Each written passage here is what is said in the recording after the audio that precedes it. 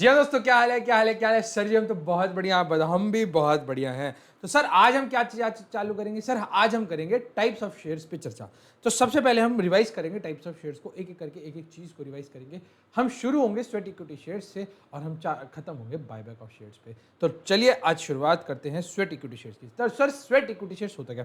Sweat equity shares ऐसे shares है जो कि ये किसको देते हैं, किसको देते हैं सर? ये देते हैं एम्प्लॉयज को और डायरेक्टर्स को। अब किस एम्प्लॉयज को देते हैं, किन डायरेक्टर्स को देते हैं, एक एक करके देखेंगे। बट स्वेट इक्विटी शेयर्स ऐसे शेयर्स हैं जो कि मार्केट के अंदर पहले ही आ चुके हैं। उसके एक एक्स्ट्रा शेयर्स जो कि ये एम्प्लॉयज और डायरेक्टर्स को देते हैं। बिकॉज क्यों देते हैं? क्योंकि वो अपने को इंटेलेक्चुअल प्रॉपर्टी राइट्स देते हैं कंपनी को, इसलिए एम्प्लॉयज और डायरेक्टर्स को हमें स्वेट इक्विटी शेयर्स को देना पड़ता है। तो आपको मेरी बात समझ? स्वेट इक्विटी शेयर्स ऐसे type of class of shares है that already has been issued in the market, now they are offered to employees और डायरेक्टर्स एट अ डिस्काउंट, जो कि देते हैं हम किसको? एम्प्लॉयज और डायरेक्टर्स को, for providing intellectual property rights. तो सर यही बात है हमारी स्वेट इक्विटी शेयर्स की। आ जाओ। सेट इक्विटी शेयर्स कौन से शेयर्स होते हैं सर? सेट इक्विटी शेयर्स होते हैं issue of shares of class already issued. और किसको देते हैं सर?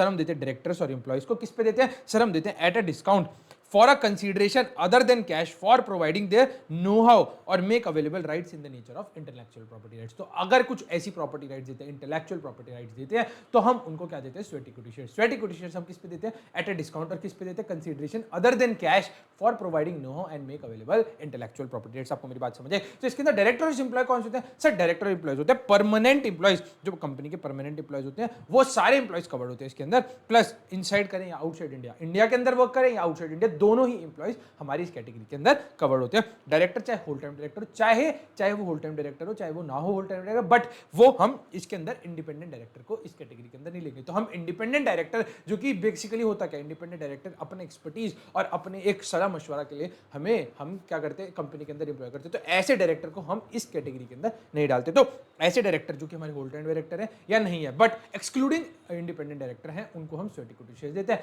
परमानेंट एम्प्लॉयज कौन से परमानेंट एम्प्लॉयज? चाहे इंडिया के अंदर हो चाहे आउटसाइड इंडिया हो, दोनों ही प्रकार के एम्प्लॉयज हमारे स्वेट इक्विटी शेयर्स के अंदर कवर होते हैं। सेकंड चीज आती है employee director of a subsidiary और होल्डिंग कंपनी। अगर कोई कंपनी उसकी होल्डिंग कंपनी है या फिर अगर कोई उसकी सब्सिडी कंपनी है, उसके डायरेक्टर और एम्प्लॉयज को भी हमने स्वेट इक्विटी शेयर्स की रेशियो के अंदर इसकी कैटेगरी ऑफ परमानेंट एम्प्लॉयज की कैटेगरी या फिर डायरेक्टर एम्प्लॉयज की कैटेगरी के अंदर हमने इसको कवर करा है। सर इसके अंदर अब क्या क्या कंडीशन है जो हमें फुलफिल करनी होती है before issuing sweat equity shares? सबसे पहले आपको क्या करना है? Issue authorised by special resolution. आपको पहले स्पेशल रेजोल्यूशन पास कराना पड़ेगा, उसके बाद ही आप स्वेट इक्विटी शेयर्स को इशू कर सकते हो। उससे पहले आप स्वेट इक्विटी शेयर्स को इशू नहीं करते। उसके बाद इस स्पेशल रेजोल्यूशन के अंदर क्या क्या चीजें कवर्ड होती है? इस स्पेशल रेजोल्यूशन के कितने नंबर ऑफ शेयर्स को आप स्वेट इक्विटी शेयर्स को आप अपने एम्प्लॉयज को और डायरेक्टर्स को देंगे। Second point, current market price क्या है शेयर्स का और आप कितने डिस्काउंट पे आप दे रहे हो, वो सारी डिटेल्स और इन्फॉर्मेशन भी इस रेजोल्यूशन के साथ एक नोटिस जाता है, जिसके अंदर आपको मेंबर्स को इंतला करना पड़ता है क्या कि नंबर ऑफ शेयर्स कितने हैं, कितने एम्प्लॉयज को दे रहे हो, आप किस अमाउंट पे दे रहे हो, करंट मार्केट प्राइस क्या चल रहा है, उन दोनों का डिफरेंस जो आप डिस्काउंट दे रहे हो। तो ये सारी चीजें आपको स्पेशल रेजोल्यूशन के साथ एक नोटिस के अंदर जो है अपने मेंबर्स को बतानी पड़ती है। उसके बाद क्लास ऑफ डायरेक्टर्स, किस क्लास ऑफ डायरेक्टर और एम्प्लॉयज को आप ये शेयर दे रहे हो, तो ये चीज भी हमें डिस्क्लोज करनी पड़ती है। If listed then as per SEBI regulations. अगर आपकी कोई कंपनी लिस्टेड है, अगर आपकी अनलिस्टेड कंपनी है, तो आपका अगर ये जो तीनों है ये तीनों चीज कर दोगे तो भी सफिशिएंट है। पर अगर आपकी कंपनी लिस्टेड है, तो आपको सेबी की रेगुलेशंस और गाइडलाइंस को भी मान के ही अपना काम करना पड़ेगा और स्वेट इक्विटी शेयर्स को इशू करना पड़ेगा। अब कंडीशंस क्या कहते हैं स्वेट इक्विटी शेयर्स को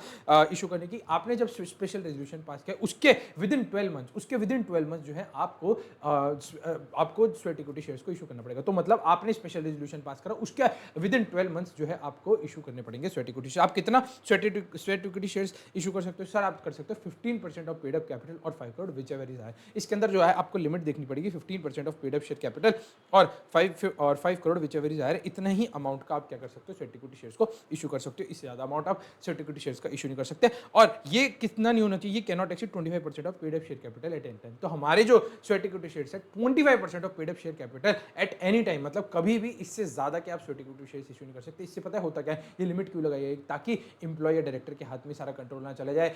ये इसलिए कंपनीज एक्ट ने लिमिट लगाई कि 25% of paid up share capital से ज्यादा की कभी भी स्वेट इक्विटी शेयर्स आप इशू नहीं कर सकते। और कितना कर सकते हो आप? मैक्सिमम कर सकते हो 15% of paid up share capital और 15% ऑफ पेड अप शेयर और 5 crore whichever is higher in any financial year. तो लॉक्ड अब आपने एक बार स्वेट इक्विटी शेयर्स को इशू कर दिया, स्वेट इक्विटी शेयर्स आप 3 साल तक बेच नहीं सकते, तो आपका लॉक इन पीरियड होता है स्वेट इक्विटी शेयर्स का मतलब जो एम्प्लॉयर डायरेक्टर है वो कंपनी के अगर स्वेट इक्विटी शेयर्स को वेस्ट करते तो आप 3 साल तक उन इक्विटी शेयर्स को मार्केट में नहीं बेच सकते या फिर कहीं और भी नहीं बेच सकते। तो आपको ये कंडीशंस का ध्यान रखना पड़ेगा। दोबारा से एक बार मेरे साथ स्वेट इक्विटी शेयर्स को रिवाइज करो। किसको बेचता है? स्वेट इक्विटी शेयर्स ऐसे शेयर्स है जो कि कंपनी अपने एम्प्लॉयज और डायरेक्टर्स को देती है। किसके लिए? At a discount from the market price for a consideration other than cash for providing know and make available the rights of intellectual property rights. इसके अंदर एम्प्लॉयज के अंदर कौन कौन कवर्ड है सर? एम्प्लॉयज के अंदर और डायरेक्टर के अंदर कवर्ड है ऐसे एम्प्लॉयज जो कि परमानेंट है, चाहे इंडिया के अंदर काम करो चाहे आउटसाइड इंडिया के अंदर काम करो। सर ऐसे डायरेक्टर जो कि सब्सिडी और होल्डिंग कंपनी के डायरेक्टर हो वो भी हमारे कवर्ड होते हैं। सर डायरेक्टर सारे कवर होंगे, होल टाइम डायरेक्टर और नॉट, बट इंडिपेंडेंट डायरेक्टर हमारे इस कैटेगरी के अंदर नहीं आएंगे। तो उसके अंदर सर कंडीशंस क्या होती है हमारी स्वेट इक्विटी शेयर्स को? सर हमें ना पहले स्पेशल रेजोल्यूशन पास करना पड़ता है, उस स्पेशल रेजोल्यूशन के साथ हमें एक नोटिस देना पड़ता है जिसके अंदर हम क्या क्या डिटेल्स देते हैं। सर नंबर ऑफ शेयर्स कौन से है, सर किस करंट मार्केट प्राइस में हम इन शेयर्स को इशू कर रहे हैं, कितना डिस्काउंट दे रहे हैं, ये सारी डिटेल्स हमें देनी पड़ती है। और किन क्लास ऑफ एम्प्लॉयज और डायरेक्टर्स को हम स्वेट इक्विटी शेयर्स दे रहे हैं, ये सारी डिटेल्स भी हमारे को इस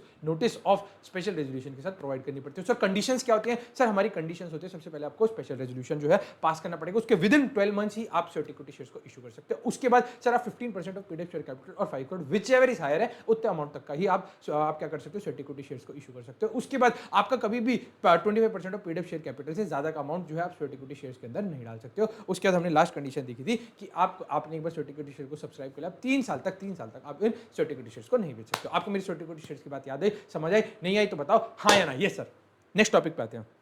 अच्छा एक चीज और हो गई, अगर स्टार्टअप है स्टार्टअप कर सकता है 50% of PDF share capital up to 10%। यहाँ पे जो 25% की लिमिट है ये 50% हो जाती है अगर कोई स्टार्टअप है जो कि 10 साल पीडीएफ शेयर अप टू 10 साल तक, तो क्या है 10 साल तक वो 50% ऑफ क्या स्वेट इक्विटी शेयर्स को इशू कर सकते हैं। 50% ऑफ पीडीएफ शेयर कैपिटल जितनी स्वेट इक्विटी शेयर्स को वो इशू कर सकता है अप टू 10 ईयर्स तक। बट 10 ईयर्स के बाद जो भी होगा उससे ज्यादा 11th ईयर के अंदर वो 50% ऑफ पीडीएफ शेयर कैपिटल में इशू नहीं कर सकता, मतलब उसे फिर 50% तक रिस्ट्रिक्ट अगर उसने कर दिया तो वेल एंड गुड, नहीं तो जितना हो गया उतना ही रहेगा। बिकॉज ये क्यों होता है? क्योंकि हम ना एम्प्लॉइज या फिर डायरेक्टर्स को उस टाइम पे इतना पैसा नहीं दे पाते, इसलिए स्टार्टअप के लिए लिमिट को इंक्रीज करा गया। क्यों करा गया सर? अब स्टार्टअप के पास इतना पैसा, स्टार्टअप कौन सी कंपनी होती है जिसके पास लैक ऑफ फंड होता है, अब फंड तो ले भी आते हैं तो उसके बाद कितना एम्प्लॉय और डायरेक्टर को दे देगी, तो इसलिए इनकी लिमिट को एटलीस्ट इतना बढ़ा दिया गया ताकि उनको कैश के अंदर कोई पैसा ना देना पड़े और वो शेयर्स के बदले काम चला ले। और इसलिए ही स्टार्टअप के लिए हमें 50% की लिमिट रखे फॉर अप टू 10 ईयर्स। तो कंपनीज एक्ट ने ध्यान से ये 50% की जो लिमिट है ये स्टार्टअप के लिए रखी, बिकॉज स्टार्टअप लैक्स फंड और इस चक्कर में इनका 10 साल तक ये 50% ऑफ पीडीएफ शेयर कैपिटल तक ही अपना amount of sweat equity shares जो है इशू कर सकता है अपने एम्प्लॉयज और डायरेक्टर्स को। सर नेक्स्ट आता है bonus shares. Sir bonus shares क्या होते हैं? सर बोनस शेयर्स एक ऐसे शेयर्स हैं जो कि हम कहाँ से इशू कर सकते हैं? Sir free reserve, security premium reserve और कैपिटल रिडेम्पशन रिजर्व। आप जो बोनस शेयर्स है इशू कहाँ से कर सकते हो? सर बोनस शेयर्स एक ऐसी शेयर है जिसको ना आप एक तरह से आपको एक्स्ट्रा शेयर्स मिल जाते हैं, जो अपने शेयर्स होल्ड करें उसके बदले में आपको कुछ एक्स्ट्रा शेयर्स मिल जाते हैं जो कि मेंबर्स ऑफ द कंपनी होते हैं उनको मिलते हैं। बोनस शेयर्स बेसिकली होता क्या है, अगर आपको डिविडेंड नहीं बांटना होता उसकी जगह बोनस शेयर्स दे देते हो ताकि उनको भी लगे कि हाँ पे उनकी कैपिटल के अंदर कुछ शेयर्स ऐड हो गए हैं और डिविडेंड नहीं मिला है तो भी कोई दिक्कत नहीं है। तो अब ये जो बोनस शेयर्स आप देते कहाँ से? सर बोनस शेयर्स आप देते हो फ्री रिजर्व से या फिर सिक्योरिटी प्रीमियम रिजर्व से या फिर कैपिटल रिडेम्पशन रिजर्व से, जो क्या बनाते हो इन तीनों में से ही आप बोनस शेयर्स को इशू कर सकते हो, but not out of the reserve made. तो अगर आपने कोई रिजर्व बना रखा है रिवैल्यूएशन ऑफ एसेट की वजह से, आपने कोई एसेट को रिवैल्यू करा, यहाँ से एसेट बढ़ा और यहाँ से रिजर्व बढ़ा, रिवैल्यूएशन रिजर्व, उसमें से आप क्या है बोनस शेयर्स को इशू नहीं कर सकते। तो आप बोनस शेयर्स कहाँ से इशू कर सकते हो? सर आप बोनस शेयर्स इशू कर सकते हो फ्री रिजर्व या फिर सिक्योरिटी प्रीमियम रिजर्व या फिर capital redemption reserve. Revaluation reserve से आप क्या है बोनस शेयर्स को इशू नहीं कर सकते। अब आपको कुछ कंडीशंस को भी मानना पड़ेगा व्हाइल इशूइंग बोनस शेयर्स। क्या? एक तो शेयर कैपिटल जिसके ऊपर आप बोनस शेयर्स इशू करोगे वो नीचे फुली पेड अप, तो ऐसी कंडीशन आपको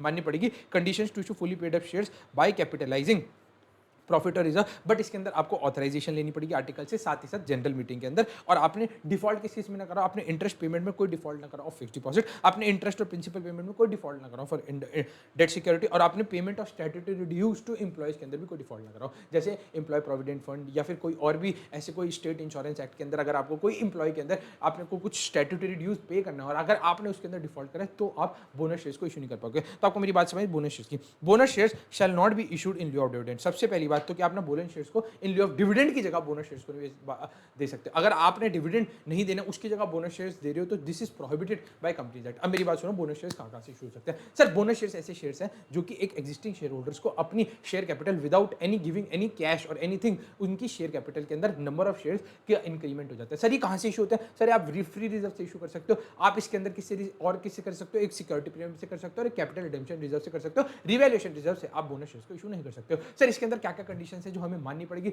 सर पहली कंडीशन है आपको ऑथराइजेशन इन आर्टिकल्स लेना पड़ेगा और आपको एक रेजोल्यूशन पास करना पड़ेगा इन जनरल मीटिंग। उसके बाद सर क्या कंडीशन है?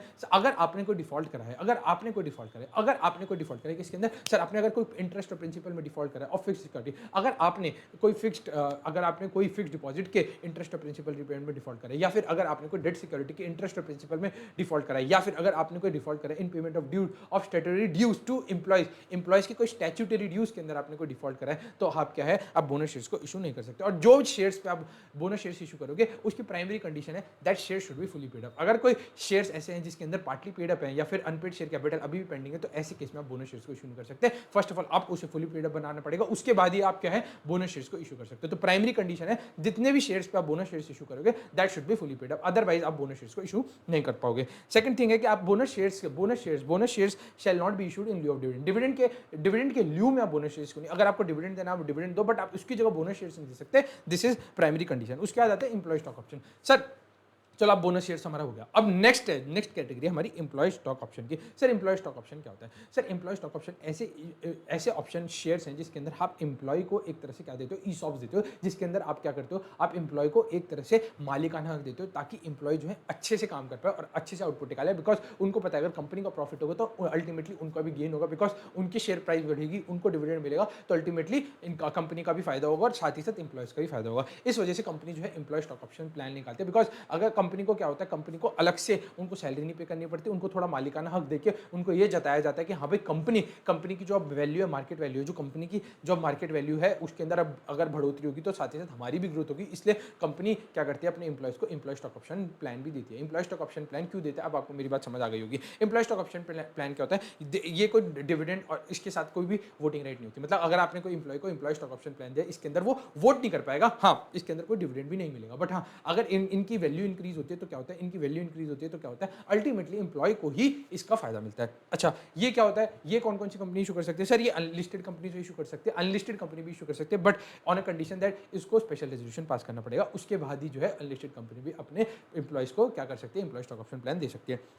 अब इसकी एम्प्लॉय की डेफिनेशन में क्या आता है? एम्प्लॉय की डेफिनेशन जो हमने ऊपर पढ़ी थी, क्या पढ़ी थी सर? हमने एम्प्लॉय के अंदर ये पढ़ा था सर, जितने भी परमानेंट एम्प्लॉयज है, चाहे इनसाइड इंडिया काम कर रहे हो चाहे आउटसाइड इंडिया काम कर रहे हो, वो सारे एम्प्लॉयज हमारे कवर्ड होंगे। डायरेक्टर्स भी कवर्ड होंगे जिसके अंदर होल टाइम डायरेक्टर और not, but excluding independent director, या फिर वो एम्प्लॉय और डायरेक्टर हो किसके, चाहे हमारी सब्सिडरी कंपनी को चाहे होल्डिंग कंपनी को, वो सारे एम्प्लॉयज हमारी इस कैटेगरी के अंदर इंक्लूड होते हैं। बट इसके अंदर ना दो एक्सक्लूजन हैं जो कि हमें देखनी पड़ेगी। सबसे पहले आते हैं employee who is who is a promoter person belonging to promoter group. अगर कोई ऐसे एम्प्लॉय है जो कि प्रमोटर ग्रुप, प्रमोटर कौन होते हैं? हमने एग्जांपल दिया था टाटा कैपिटल का। टाटा के अंदर कौन है? टाटा के अंदर कौन है प्रमोटर? टाटा के अंदर है रतन टाटा। अगर रतन टाटा कोई एम्प्लॉय है तो वो अगर ये एम्प्लॉय स्टॉक ऑप्शन है वो एक्सचेंज नहीं कर पाएगा, तो ऐसे एम्प्लॉय को हम एम्प्लॉय स्टॉक, अगर वो कहीं से भी एसोसिएटेड है रतन टाटा के साथ, ऐसा एम्प्लॉय जो कि रतन टाटा के साथ एसोसिएटेड है, तो वो कोई भी टाटा कंपनी का एम्प्लॉय स्टॉक ऑप्शन प्लान को एक्सरसाइज नहीं कर पाएगा। उस बंदे को हमें ईसॉप्स के दायरे से बाहर रखना पड़ेगा। हाँ उसको हम स्वेट इक्विटी शेयर दे सकते हैं बट ईसॉप नहीं दे पाएंगे यहाँ पे। और ऐसे डायरेक्टर जो कि विद रिलेटिव और बॉडी कॉर्पोरेट डायरेक्टली और इनडायरेक्टली होल्ड कर रहे हैं 10% ऑफ आउटस्टैंडिंग शेयर्स। मतलब अगर कोई डायरेक्टर ऐसा है जो कि अपने रिलेटिव या बॉडी कॉर्पोरेट या कोई अपने रिलेटिव या बॉडी कॉर्पोरेट के साथ डायरेक्टली, मतलब या आइदर रिश्तेदार के साथ या फिर इनडायरेक्टली किसी ना किसी के साथ क्या कर रहा है, वो 10% से ज़्यादा इक्विटी शेयर्स को होल्ड कर रहा है। फॉर एग्जाम्पल है मुकेश अंबानी का कितना होल्डिंग है? मुकेश अंबानी का रिलायंस कैपिटल में 42% का होल्डिंग है। अब इस केस में क्या होता है, अगर मुकेश अंबानी का 42% का होल्डिंग है तो उसको हम ईसॉप्स नहीं दे पाएंगे। हाँ उसको स्वेट इक्विटी शेयर्स दे सकते हैं बट ईसॉप नहीं देगा, बिकॉज ये क्या है, ये ऐसा डायरेक्टर है, जो डायरेक्टली और इनडायरेक्टली कितना होल्ड कर रहा है, 10% ऑफ आउटस्टैंडिंग शेयर्स जो है होल्ड कर रहा है, तो इसको हम ईसॉप्स नहीं दे पाएंगे। तो ऐसे जो कि डायरेक्टर होते हैं जो विद रिलेटिव्स और बॉडी कॉर्पोरेट क्या है, मोर than 10% of their outstanding shares hold कर रहे हो, ऐसे लोगों को हम ईसॉप्स की कैटेगरी से बिल्कुल बाहर रखते हैं। इसके अंदर ईसॉप्स आप किसी भी प्राइस पे उन एम्प्लॉयज को दे सकते हो, इसके अंदर कोई रिस्ट्रिक्शन नहीं लगाई है कंपनी एक्ट ने। उसके बाद सेपरेट रेजोल्यूशन, अगर कंपनी ने जब जैसे कोई फॉर एग्जांपल अनलिस्टेड कंपनी है उसने स्पेशल रेजोल्यूशन पास करके ईसॉप का, अब ऐसी कंपनी को एक और स्पेशल रेजोल्यूशन पास करना पड़ेगा अगर ये दो कंडीशंस के अंदर उसकी कैटेगरी फॉलो करती है। कि अगर आप ऑप्शन दे रहे हो कोई सब्सिडियरी और होल्डिंग कंपनी को तो आपको एक और स्पेशल रेजोल्यूशन पास करना पड़ेगा। इसका मतलब क्या है, अगर आप ईसॉप्स दे रहे हो, अगर कोई कंपनी है अगर वो अपनी कंपनी किसी अपनी सब्सिडियरी कंपनी या फिर अपनी कोई होल्डिंग कंपनी को ईसॉप्स, उनके एम्प्लॉयज को ईसॉप्स दे रहे हो, तो आपको एक और स्पेशल रेजोल्यूशन पास करना पड़ेगा। सबसे पहले स्पेशल रेजोल्यूशन आपको पास करना पड़ेगा कि आप ईसॉप्स इशू करो, फिर आपको स्पेशल रेजोल्यूशन पास करना पड़ेगा कि आप जो ग्रांट ऑफ ऑप्शन है, ग्रांट ग्रांट ऑफ ऑप्शन है किसको दे रहे हो, आप कोई सब्सिडरी कंपनी या फिर होल्डिंग कंपनी के एम्प्लॉयज को दे रहे हो, कोई सब्सिडरी कंपनी या फिर होल्डिंग कंपनी के एम्प्लॉयज को दे रहे हो, तो आपको क्या करना पड़ेगा, आपको एक और स्पेशल रेजोल्यूशन जो है पास करना पड़ेगा। बट अगर आप लिस्टेड कंपनी हो तो आपको सिर्फ एक ही स्पेशल रेजोल्यूशन पास करना पड़ेगा कि आप ग्रांट ऑफ ऑप्शन किसको दे रहे हो, अपनी सब्सिडरी कंपनी के एम्प्लॉयज को या फिर होल्डिंग कंपनी के एम्प्लॉयज को। बट अगर कोई अनलिस्टेड कंपनी है जिसको पास करना पड़ेगा ही special resolution because of issuing क्या because of issuing employee stock option plan, तो उसको एक और स्पेशल रेजोल्यूशन पास करना पड़ेगा कि वो अपने एम्प्लॉयज को नहीं, अपनी सब्सिडरी कंपनी के एम्प्लॉयज या फिर अपनी होल्डिंग कंपनी के एम्प्लॉयज को जो है ये एम्प्लॉय स्टॉक ऑप्शन प्लान दे दिया। उसके बाद अगर आप ऑप्शन इसका ग्रांट ऑफ ऑप्शन किसको दे रहे हो, आइडेंटिफाइड एम्प्लॉयज जिनकी होल्डिंग 1%, जिनकी आप कितना इशू करा 1% of issued capital at any time of the grant of, मतलब जो जिनकी इनकी इशूड कैपिटल जितने उसको 1% से ज्यादा का अगर आप ग्रांट ऑफ ऑप्शन दे रहे हो अपने एम्प्लॉयज को, मतलब आप 1% से ज्यादा की टोटल में होल्डिंग दे रहे हो, 1% से ज्यादा की, 1% तक तो चल जाएगी बट 1% से ज्यादा की अगर आप होल्डिंग दे रहे हो, 1% से ज्यादा की अगर आप होल्डिंग दे रहे हो अपने एम्प्लॉयज को, तो आपको एक और स्पेशल रेजोल्यूशन जो है पास करना पड़ेगा। आपको मेरी बात समझ आई या नहीं? तो सर दो कंडीशंस होती है, एक तो अगर आप अपने सब्सिडी और होल्डिंग कंपनी के एम्प्लॉयज को एम्प्लॉय स्टॉक ऑप्शन प्लान दे रहे हो तो आपको क्या करना पड़ेगा, एक स्पेशल रेजोल्यूशन पास करना पड़ेगा। बट अगर आप किसी एम्प्लॉयज, आप जितने भी सारे एम्प्लॉयज को आप 1% से ज्यादा का क्या दे रहे हो, एम्प्लॉय स्टॉक ऑप्शन प्लान की स्कीम दे रहे हो, तो इस केस में भी आपको क्या करना पड़ेगा, स्पेशल रेजोल्यूशन पास करना पड़ेगा। अच्छा, जो ग्रांट ऑफ ऑप्शन है और वेस्टिंग का ऑप्शन है वो आप विद इन 1 साल का डिफरेंस होना चाहिए। तो दोनों ऑप्शन के अंदर जो ग्रांट ऑफ ऑप्शन है और वेस्टिंग का ऑप्शन है उसके बीच में 1 साल का डिफरेंस होना चाहिए, तो ही हमारा जो है ये कंपनी एक्ट की रिक्वायरमेंट के साथ आएगा। नेक्स्ट आता है, इसके अंदर जो लॉक इन पीरियड है वो कंपनी ही डिसाइड करेगी। उसके बाद क्या आता है, तो अगर किसी एम्प्लॉय ने ग्रांट कर लिया ऑप्शन, अगर किसी एम्प्लॉय ने ग्रांट कर लिया ऑप्शन, उसके बाद उसने पेमेंट नहीं करी उस ऑप्शन की, तो क्या होगा, कंपनी जो है इस ऑप्शन को जो कि इसने एम्प्लॉय स्टॉक ऑप्शन प्लान को दिया था अपने एम्प्लॉयज को, वो क्या कर सकती है, इसको फोरफिट कर सकती है। Amount is refunded if option is not vested due to non fulfilment conditions relating to vesting. अगर आपने कोई ऐसी कंडीशन जो वेस्टिंग की फुलफिल नहीं हो तो ऐसे केस में भी क्या हो सकता है, रिफंड कर सकती है कंपनी। फॉर एग्जांपल, कंपनी ने बोला था अगर कंपनी की प्रॉफिटेबिलिटी 50% से ज्यादा जाती है तो ही आपके पास आएगा ऑप्शंस को वेस्ट करने का। बट अगर कंपनी की प्रॉफिटेबिलिटी 50% से कम रह जाती है जिसकी वजह से ये जो वेस्टिंग है, जिसकी वजह से वेस्टिंग की जो कंडीशन है फुलफिल नहीं हो पाई, ऐसे केस में कंपनी को क्या करना पड़ेगा, कंपनी को अपने एम्प्लॉयज को ये सारा जो पैसा कंपनी से एम्प्लॉयज से लिया था, बिकॉज उन्होंने एम्प्लॉय स्टॉक ऑप्शन ने जो कम रुपए में एम्प्लॉयज को दिए थे, तो वो सारे पैसे को कंपनी को जो है वापस करना पड़ेगा, रिफंड करना पड़ेगा। अब वोटिंग राइट्स क्या आते हैं, तो इक्विटी शेयर ये अलग चीज़ है। वोटिंग राइट्स की बात कर रहे हैं, वोटिंग राइट्स किसकी बात कर रहे हैं सर, हम वोटिंग राइट्स कर रहे हैं इक्विटी शेयर होल्डर्स की और प्रेफरेंस शेयर होल्डर्स की। अब वोटिंग राइट्स की बात करें तो इक्विटी शेयर होल्डर्स के पास क्या होता है, इक्विटी शेयर होल्डर्स के पास होता है proportion to their share capital, proportion to their share in the paid up share capital. जितना प्रोपोर्शन उनका पेड अप शेयर कैपिटल में होगा उतना परसेंटेज उनको वोटिंग राइट मिलेगा। प्रेफरेंस शेयर को कोई वोटिंग राइट नहीं मिलता है, बस प्रेफरेंस शेयर को राइट टू वोट होता है कब जब उनके राइट को कोई डायरेक्टली इफेक्ट करे, ऐसे कोई डिसीजन जो कि उनके राइट्स को डायरेक्टली इफेक्ट कर रहा हो, ऐसा कोई डिसीजन जो कि उनके राइट्स को डायरेक्टली इफेक्ट कर रहा हो, फर्स्ट पॉइंट। उसके बाद कंपनी अगर वाइंडिंग अप या फिर कंपनी अगर लिक्विडेशन में चली गई हो तो ऐसे केस में भी प्रेफरेंस शेयर कैपिटल को क्या बनता है, राइट टू वोट मिलता है। उसके बाद रिडक्शन और पेमेंट ऑफ प्रेफरेंस शेयर, अगर आपको प्रेफरेंस शेयर कैपिटल की रिडक्शन या फिर प्री पेमेंट रीपेमेंट करे हो तो उस केस में प्रेफरेंस शेयर कैपिटल के अंदर क्या मिलता है, वोटिंग राइट मिल जाता है प्रेफरेंस शेयर कैपिटल को। अदरवाइज प्रेफरेंस शेयर कैपिटल को कोई वोटिंग राइट नहीं मिलता है। दोबारा से मेरी बात सुनो, अब वोटिंग राइट्स की हम बात करें, इक्विटी शेयर कैपिटल और preference share capital. Equity share capital के अंदर वोटिंग राइट्स कितना होता है, जितना amount of paid up share capital उस शेयर होल्डर के पास होता है proportion to total paid up share capital, उतने तक का उसे वोटिंग राइट मिलता है। But paid up preference share capital की बात करें तो प्रेफरेंस शेयर कैपिटल के अंदर कोई भी वोटिंग राइट नहीं मिलता है प्रेफरेंस शेयर कैपिटल को। बट प्रेफरेंस शेयर कैपिटल के अंदर प्रेफरेंस शेयर होल्डर्स को वोटिंग राइट मिलता है 3 कैटेगरी के। कौन कौन सी होती है, अगर कोई ऐसे डिसीजन जो कि directly affecting their rights, preference share holders की राइट को डायरेक्टली इफेक्ट कर रहा है, तो ऐसे डिसीजन के अंदर प्रेफरेंस शेयर होल्डर्स के पास बिल्कुल राइट होता है वोट करने का। या फिर अगर कोई ऐसा डिसीजन जिसके अंदर कंपनी लिक्विडेट या वाइंडिंग अप में जा रही है तो ऐसे केस में प्रेफरेंस शेयर होल्डर्स को क्या मिलता है, राइट टू वोट। उसके बाद अगर कोई रिडक्शन और repayment of preference share capital हो रही है उस केस में प्रेफरेंस शेयर होल्डर्स को जो है राइट टू वोट मिलता है। अगर एक कंडीशन और है, अगर प्रेफरेंस शेयर होल्डर्स को हमने लगातार 2 साल तक क्या है, लगातार 2 साल या उससे ज़्यादा तक अगर हमने उनको प्रेफरेंस शेयर होल्डर्स को क्या नहीं दिया है, फिक्स डिविडेंड नहीं दिया है, तो उस केस में preference share holder have the right to vote on all the resolution pass by the company. देखो, एक हमने कंडीशन पढ़ी, इक्विटी शेयर होल्डर्स के पास तो सारी राइट है हर एक डिसीजन मेकिंग में वोट करने का। प्रेफरेंस शेयर होल्डर्स के पास राइट आ जाता है 3 के अंदर। कौन कौन से सर, अगर कोई इनको डायरेक्टली इफेक्ट कर रहा है ऐसा राइट, या फिर अगर कोई कंपनी जो है लिक्विडेशन या वाइंडिंग अप में जा रही है, या फिर अगर कोई रिडक्शन और repayment payment of preference share capital, उस केस में, उन तीनों के केस में क्या होता है, प्रेफरेंस शेयर के पास राइट आ जाता है। बट अगर अगर अगर आप कंपनी ने 2 साल या उससे ज्यादा तक, अगर कंपनी ने 2 साल या उससे ज्यादा तक क्या नहीं दिया, अगर कंपनी ने 2 साल या उससे ज्यादा तक प्रेफरेंस शेयर कैपिटल को क्या नहीं दिया, डिविडेंड नहीं दिया है, तो उस केस में क्या होता है, उस केस में क्या होता है, प्रेफरेंस शेयर कैपिटल के पास, प्रेफरेंस शेयर होल्डर्स के पास राइट आ जाता है to vote in all the resolutions passed by the company. ऊपर हमने देखा था सिर्फ 3 केसेस के अंदर प्रेफरेंस शेयर होल्डर्स के पास राइट टू वोट आता है। बट अगर कंपनी ने अगर 2 साल तक या फिर उससे ज्यादा तक डिविडेंड नहीं दिया किसको, प्रेफरेंस शेयर होल्डर्स को, उस केस में क्या होता है, प्रेफरेंस शेयर होल्डर्स के पास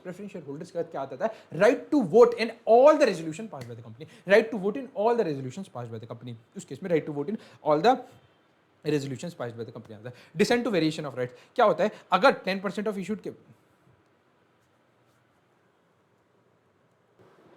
जी हाँ दोस्तों, हम कहाँ पे थे सर जी हम थे dissent to variation of rights. तो कभी क्या होता है, सुनो मेरी बात सुनो, यहाँ पे देखो मेरी तरफ देखो और मेरी बात सुनो। कभी क्या होता है, कभी there is a variation in rights of share holders. तो होता क्या है, सारे शेयर होल्डर्स जो एग्री तो करते नहीं उसको, कई शेयर होल्डर्स क्या मानते हैं कि भाई मेरे को तो ये वाली डिसीजन बिल्कुल समझ नहीं आ रहा, इसके अंदर आपकी वेरिएशन इन राइट्स होनी नहीं चाहिए। तो इस केस में क्या होता है, अगर मोर देन 10%, अगर मोर देन और equal to 10% of issued share of class did not consent to variation, मतलब ऐसे कोई क्लास ऑफ शेयर होल्डर जिसके अंदर हमने वेरिएशन इन वोटिंग राइट्स करा है, वेरिएशन इन राइट्स करा है, ऐसे क्लास ऑफ शेयर होल्डर्स जो कि अग्री नहीं करते और उनका जो परसेंटेज है 10% या फिर उससे ज़्यादा का है, अगर उनका परसेंटेज 10% या फिर उससे ज़्यादा का है, तो वो क्या कर सकते हैं, वो एक एप्लीकेशन लगा सकते हैं ट्राइब्यूनल के अंदर within 21 days from the date on which the consent was given और रेजोल्यूशन वॉज पास। देखो अब रेजोल्यूशन तो पास हो जाते हैं 75% वोट में, बट अगर 10% या उससे ज़्यादा के जो शेयर होल्डर्स है वो कंसेंट नहीं करते इस वेरिएशन ऑफ राइट्स को, मतलब होता क्या है, कभी कभार ना कंपनी क्या करती है, अपने शेयर होल्डर्स की राइट्स के अंदर कुछ ना कुछ वेरिएशन कर देती है, कुछ क्लास ऑफ शेयर होल्डर्स की राइट पे कुछ ना कुछ वेरिएशन कर देते हैं, बट उस क्लास के शेयर होल्डर्स को ये वेरिएशन समझ नहीं आ रहा, तो उस केस में क्या होता है, उस क्लास के 10% या फिर उससे ज़्यादा के जो शेयर होल्डर्स हैं, 10% या फिर उससे ज़्यादा के जो शेयर होल्डर्स हैं, उनको अगर ये डिसीजन समझ नहीं आ रहा तो ये एप्लीकेशन लगा सकते हैं ट्राइब्यूनल में with in 21 days of passing such resolution.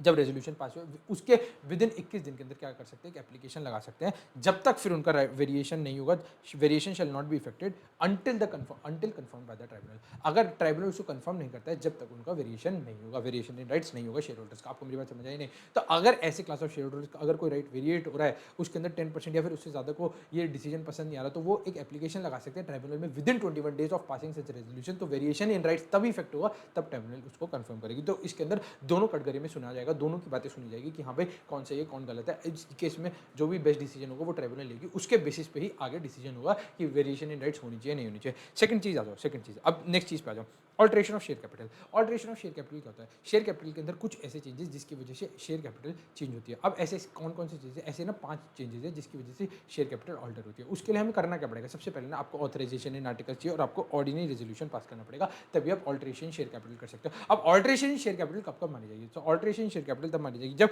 Increasing authorise capital, अगर आप ऑथराइज शेयर कैपिटल को बढ़ा रहे हो तो भी ऑल्ट्रेशन इन शेयर कैपिटल मानी जाती है। अगर आप कंसोलिडेट कर रहे हो शेयर्स को, मतलब कोई बहुत बड़ा शेयर है, कोई छोटे छोटे शेयर है, फॉर एग्जाम्पल आप एक बहुत बड़ा शेयर बना, आपने नाम सुना होगा एमआरएफ का शेयर। एमआरएफ का शेयर कितना बड़ा है, अगर वो शेयर कुछ छोटे छोटे शेयर्स को कंबाइन करके एक शेयर को बना दिया गया, मतलब उन्होंने क्या करा 1 2 3 4 5 6 7 8 9 10 शेयर को मिला के एक शेयर बना दिया गया। अब उन 10 शेयर को खत्म करके एक नया शेयर नंबर दे दिया गया उस शेयर होल्डर को जिसके पास 1 से लेकर 10 तक के शेयर थे, उसको बोलते हैं consolidating the shares into larger amount या फिर converting shares into stock and vice वर्सा। उसके अंदर क्या होता है, आप क्या करते हो, शेयर्स के अंदर ना आप खत्म नहीं करते शेयर्स को, आप ना कंसोलिडेट कर देते हो, मतलब 1 से लेकर 10 तक के शेयर्स को आप बोल दोगे स्टॉक नंबर 1, 11 से लेके 20 शेयर्स को आप बोल दोगे स्टॉक नंबर 2। ऐसे शेयर्स के अंदर जिसके अंदर आप शेयर्स को कन्वर्ट कर देते हो स्टॉक में, ऐसे शेयर्स को हम क्या बोलते हैं, converting shares into stock and vice versa. Subdividing the shares into small one. For example कोई एमआरएफ का शेयर है, एमआरएफ का शेयर कितने का है, एमआरएफ का शेयर आज के डेट में 1 लाख रुपए तक का है। अब 1 लाख रुपए के शेयर्स जो है कंपनी के जो शेयर होल्डर थे वो खरीद नहीं पा रहे, तो क्या होता है, इसके अंदर कंपनी छोटे छोटे टुकड़ों में उस शेयर्स को बांट देती है, ऐसे को बोलते हैं सब dividing the shares into small amount. आपने क्या करा, एक शेयर को छोटे छोटे पार्ट के अंदर डिवाइड करा ताकि वो अफोर्डेबल हो जाए, more affordable to more shareholders. Cancelling the unsubscribed share capital. Cancelling the unsubscribed share capital का मतलब होता है diminution of share capital. Diminution of share capital का क्या मतलब है sir, diminution of share capital का मतलब होता है आपने शेयर कैपिटल जो कि मंगाई थी, आपने शेयर कैपिटल जो कि आपने मंगाई नहीं थी उसको खत्म करना। फॉर एग्जांपल आपके ऑथराइज शेयर कैपिटल है 1 लाख रुपए की, आपने उसके अंदर से सिर्फ 50,000 की शेयर कैपिटल जो है मंगा रखे, आपने वो 50,000 की जो कैपिटल नहीं मंगाई उसको आप खत्म कर देते हो, ऐसी चीज को बोलते हैं डिमिनिशन ऑफ शेयर कैपिटल। जो ऑथराइज शेयर कैपिटल जो कि आपने कभी भी मंगाई नहीं है, इशू नहीं करी, ऐसी शेयर कैपिटल को खत्म करने को बोलते हैं हम डेमिनिशन ऑफ शेयर कैपिटल। और ये सारी चीजें आती है हमारी ऑल्ट्रेशन ऑफ शेयर कैपिटल के दायरे के अंदर। तो ऑल्ट्रेशन ऑफ शेयर कैपिटल कब कर सकते हो? ऑल्ट्रेशन ऑफ शेयर कैपिटल आप तभी कर सकते हो जब आपके ऑथराइजेशन इन आर्टिकल जो साथ ही साथ ऑर्डिनरी रेजोल्यूशन पास हो। अब किन किन केसेस के अंदर आप ऑल्ट्रेशन ऑफ शेयर कैपिटल बोलते हो? सर सबसे पहले अगर आपने इंक्रीजिंग करी ऑथराइज शेयर कैपिटल, अगर आपने कोई ऑथराइज शेयर कैपिटल को इंक्रीज करा है तो इसको बोलते हैं ऑल्ट्रेशन शेयर कैपिटल, या फिर आपने डिमिनिशन ऑफ शेयर कैपिटल करा है, मतलब आपने ऑथराइज शेयर कैपिटल जो कि आपने कभी कॉल नहीं करी, कभी सब्सक्राइब नहीं करी, ऐसी शेयर कैपिटल को खत्म करना, उनको बोलना कि अब हमें ये शेयर कैपिटल की जरूरत नहीं है, तो ऐसी शेयर कैपिटल होता है मतलब डिमिनिशन ऑफ शेयर कैपिटल। ऐसी केसेस में इसको बोलते हैं ऑल्ट्रेशन ऑफ शेयर कैपिटल। या फिर आपने कंसोलिडेट करा है शेयर, आपने छोटे छोटे शेयर को एक शेयर के अंदर बड़े शेयर के अंदर कंसोलिडेट करा है, या आपने छोटे छोटे शेयर्स को एक स्टॉक बनाया, या फिर आपने बड़े शेयर को छोटे छोटे टुकड़ों में बांटा, ऐसे शेयर को हम बोलते हैं ऑल्ट्रेशन ऑफ शेयर कैपिटल। इसके लिए आपको नोटिस टू आरओसी देना पड़ता है फॉर्म SH7 के अंदर विद इन 30 डेज। अगर आपने कोई ऑल्ट्रेशन ऑफ शेयर कैपिटल करा है तो आपको एक फॉर्म भरना पड़ता है आरओसी के साथ SH7, जिसको आपको विद इन 30 डेज जो है सबमिट करना पड़ता है आरओसी के साथ। शेयर और स्टॉक के अंदर क्या डिफरेंस होता है? शेयर क्या होता है? Share in physical form with distinct number होते हैं, बेसिकली 1 2 3 4 5 6 7 8 9 10 ये होते हैं शेयर्स। और स्टॉक क्या होता है? स्टॉक को इन 10 शेयर्स को एक स्टॉक देते हैं, उसको बोलते हैं हम स्टॉक। तो ऐसे शेयर को जिसके अंदर consolidated value of share capital आती है उसको बोलते हैं हम स्टॉक। मे और may not be fully paid up, ये हमेशा ऑलवेज फुली पेड अप रहेंगे, मतलब शेयर्स तो फुली पेड अप हो ना हो, क्योंकि ऐसा होता है कि कंपनी ने एक कॉल मंगाई हो, दूसरी और तीसरी कॉल भी पेंडिंग हो, ऐसे शेयर में शेयर तो शेयर ही माने जाएंगे। बट कभी भी अगर आपको स्टॉक इशू करना है तो ऐसे शेयर्स पे आप स्टॉक इशू कर पाओगे जो कि ऑलरेडी फुली पेड अप है, तो स्टॉक कभी भी अनपेड नहीं हो सकता है। उसके बाद इक्वल डिनोमिनेशन के होते हैं, but denomination of stock varies कर सकती है, possible to transfer into fraction, क्योंकि स्टॉक जो है वो फ्रैक्शन के अंदर भी ट्रांसफर होता है, बट शेयर कभी भी फ्रैक्शन के अंदर नहीं हो सकता है। तो ये मेजर डिफरेंस होता है शेयर और स्टॉक के बीच में। तो शेयर और स्टॉक का बीच का डिफरेंस क्या होता है? सर शेयर्स जो कि फिजिकल फॉर्म में होते हैं, बट अगर उनको कंसोलिडेट कर देते हैं तो वो स्टॉक बन जाता है। इसके अंदर जो स्टॉक होते हैं वो हमेशा फुली पेडअप होते हैं, और जो शेयर्स हैं वो पार्टली पेडअप भी हो सकते हैं, बट जो शेयर्स हैं वो हमेशा एक डिस्टिंक्शन नंबर के होंगे, मतलब वो कभी भी फ्रैक्शन में नहीं हो सकते, बट स्टॉक जो है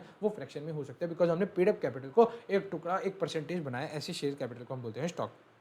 अब मेरी बात समझना। अब आ रहा है नेक्स्ट, अब मेरी नेक्स्ट चीज आ रही है राइट इशू। राइट इशू क्या होता है? ऐसे शेयर होल्डर्स को दोबारा से मौका देना कंपनी के शेयर्स को सब्सक्राइब करने का जो कि ऑलरेडी मालिक है। ऐसे शेयर होल्डर्स को मौका देना जो कि कंपनी के ऑलरेडी मालिक है, उनको और शेयर्स देना एट अ लोअर प्राइस या फिर एट अ गुड प्राइस, जिसके अंदर क्या है जो एग्जिस्टिंग शेयर होल्डर्स हैं उनके पास पहले राइट है rather than going to the market. क्या तो कंपनी आईपीओ लेगी, या फिर कंपनी क्या है अपने एग्जिस्टिंग शेयर होल्डर से पूछेगी कि हाँ भाई आपको अगर शेयर्स चाहिए तो आप राइट इशू को सब्सक्राइब कर सकते हो। तो issue of share proportionally issue of shares proportionately to existing share holders को बोलते हैं हम राइट इशू। अगर ऐसे कोई शेयर होल्डर्स को अगर आप शेयर्स दे रहे हो जो कि एग्जिस्टिंगली शेयर होल्डर है हमारी कंपनी के, उन शेयर्स को अगर आप दोबारा से क्या दे रहे हो, दोबारा से शेयर का मौका दे रहे हो, शेयर खरीदने का मौका दे रहे हो, ऐसे शेयर्स को हम बोलते हैं right issue.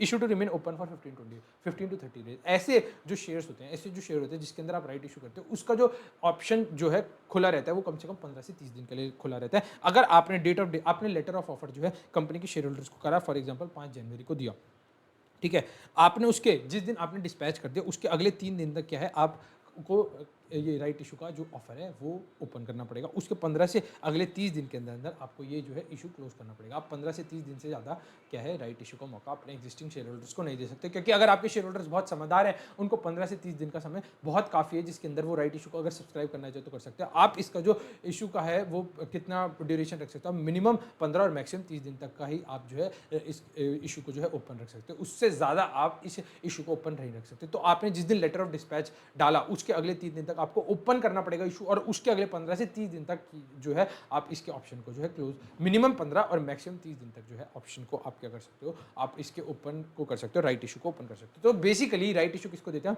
Existing share holders को एक और बार शेयर्स खरीदने का मौका देते हैं, बिकॉज वो एग्जिस्टिंग शेयर होल्डर्स है, अगर वो चाहे तो अपनी शेयर कैपिटल बढ़ा सकते हैं, अदरवाइज उनकी शेयर कैपिटल ना डाइल्यूट हो, इसलिए एग्जिस्टिंग शेयर होल्डर्स को ये मौका दिया जाता है। तो एग्जिस्टिंग शेयर होल्डर्स को जो मौका दिया जाता है ये मैक्सिमम 15 और मिनिमम 15 और मैक्सिमम 30 दिन तक के लिए दिया जाता है ऑफर। उसके बाद जिस दिन आपने लेटर ऑफ ऑफर दिया उसके अगले 3 दिन के अंदर आपको ओपन करना पड़ेगा इशू, और मिनिमम 15 दिन और मैक्सिमम 30 दिन तक के लिए आप इस इशू को जो है खोल सकते हो। नेक्स्ट आता है preferential allotment. Sir preferential allotment होता क्या है? सर प्रेफरेंशियल अलॉटमेंट क्या है? सर प्रेफरेंशियल अलॉटमेंट एक ऐसी अलॉटमेंट है जिसके अंदर आप चुनिंदा लोगों को अलॉट करते हो। प्रेफरेंशियल शेयर कैपिटल पता है चुनिंदा लोगों को, जो कि फॉर एग्जांपल एचएनआईज है, अल्ट्रा एचएनआईज है, जिसके अंदर आप क्या करते हो, आप एक प्रेफरेंशियल अलॉटमेंट करते हो कि एग्जिस्टिंग शेयर होल्डर जो कि छोटे शेयर होल्डर है उनको हटा के, बट आप जो कि आपको रेस कराने कम लोगों से ज़्यादा अमाउंट, तो आप क्या करते हो इन शेयर्स को मार्केट में लेके आते हो, बट पब्लिक प्लेस करते हो। Public placement of shares capital को हम प्रेफरेंशियल अलॉटमेंट की कैटेगरी में डालते हैं। तो ऐसे शेयर्स जो कि आप बड़े लोगों को, जैसे HNIs, high net worth individuals, ultra HNIs, ultra high net worth individuals को आप अलॉटमेंट करते हो, ऐसे अलॉटमेंट को बोलते हैं प्रेफरेंशियल अलॉटमेंट। अब प्रेफरेंशियल अलॉटमेंट क्या होता है? प्रेफरेंशियल अलॉटमेंट के अंदर अगर आपकी कोई लिस्टेड कंपनी है तो आपको सेबी के रेगुलेशंस के हिसाब से चलना पड़ेगा। अगर आप अनलिस्टेड कंपनी है तो आपको कंपनीज एक्ट के रेगुलेशंस को मानना पड़ेगा। उसके अंदर सबसे पहले आपको ऑथराइजेशन इन आर्टिकल चाहिए, फिर साथ ही साथ आपको स्पेशल रेजोल्यूशन पास करना पड़ेगा, प्लस आपको अलॉटमेंट है with in 12 months of passing special resolution करना पड़ेगा, और साथ ही साथ आपको वैल्यूएशन रिपोर्ट भी चाहिए होगी, बिकॉज किस वैल्यू पे आप शेयर्स को अलॉट कर रहे हो, वेदर ये इतनी की शेयर की मार्केट वैल्यू है नहीं है, तो इसके लिए आपको वैल्यूएशन रिपोर्ट भी लगेगी, जो कि आपको एक निकलवानी पड़ेगी और लगवानी पड़ेगी for preferential allotment of shares. तो प्रेफरेंशियल अलॉटमेंट ऑफ शेयर्स उन चुनिंदा शेयर होल्डर्स को जो कि अल्ट्रा एचएनआईज हैं उनको आप प्रेफरेंशियल अलॉट करते हो। तो ये लिस्टेड कंपनी के केस में सेबी रेगुलेशंस के हिसाब से, और अनलिस्टेड कंपनी के केस में ऑथराइज्ड इन आर्टिकल्स होना चाहिए, स्पेशल रेजोल्यूशन, और विद इन 12 मंथ्स जो है आपको शेयर कैपिटल जो है प्रेफरेंशियल वाली अलॉट करनी पड़ेगी। साथ ही साथ आपको जो है इसके अंदर वैल्यूएशन रिपोर्ट की भी रिक्वायरमेंट होगी। अच्छा, हमने ऊपर डिमिनिशन ऑफ शेयर कैपिटल देखा था। एक होती है रिडक्शन, कैपिटल रिडक्शन। इसके अंदर होता है extinguishing the reduce the liability not paid up. For example क्या होता है, आपने जो है फेयर वैल्यू थी शेयर की 10 रुपये, आपने फॉर एग्जांपल फेयर कंपनी ने 8 रुपये तक अभी तक क्या करा है, पेड अप शेयर कैपिटल है, पेड अप शेयर कैपिटल जो कि कंपनी ने मंगाई है और लोगों ने सब्सक्राइब कर ली। अभी तक 2 रुपये जो है अनपेड शेयर कैपिटल जो कि कंपनी ने अभी तक मंगाई नहीं, तो अनपेड शेयर कैपिटल है जो कि अभी कंपनी ने नहीं मंगाई है। तो इस केस में क्या होगा, अगर आपको 2 रुपये नहीं मंगाने कभी भी, अगर आपको लगता है कि हाँ भाई मेरे को 2 रुपये नहीं मंगाएंगे तो भी काम चल जाएगा, तो ऐसे 2 रुपये को अगर हम खत्म करना चाहें तो यस हम खत्म कर सकते हैं। इसको हम बोलते हैं रिडक्शन ऑफ शेयर कैपिटल, जो कि ये वाला कंसेप्ट है हमारा, कैपिटल रिडक्शन बोलते हैं इसको, कैपिटल रिडक्शन बोलते हैं, रिडक्शन ऑफ शेयर कैपिटल, जिसके अंदर क्या कर रहे हो, आपने जो कि अमाउंट आपने आज तक कभी मंगाया नहीं और आपको आगे जरूरत भी नहीं पड़ेगी, ऐसी शेयर कैपिटल को खत्म करने को बोलते हैं हम capital reduction. Extinguishing the reduce the liability of the amount not paid up, extinguish और reduce the liability of the amount not paid up, with और without extinguishing liability, cancelling the lost capital, paying off excess capital. For example आपने 10 रुपये जो है 10 रुपये के 10 रुपये मंगा लिए, आपने फेयर वैल्यू थी 10 रुपये और आपने 10 रुपये के 10 रुपये जो है मंगा लिए, पेड अप शेयर कैपिटल कर ली, तो आप क्या कर सकते हो, आप इसमें से 2 रुपये जो है हर एक शेयर होल्डर को वापस दे सकते हो। ऐसे को बोलते हैं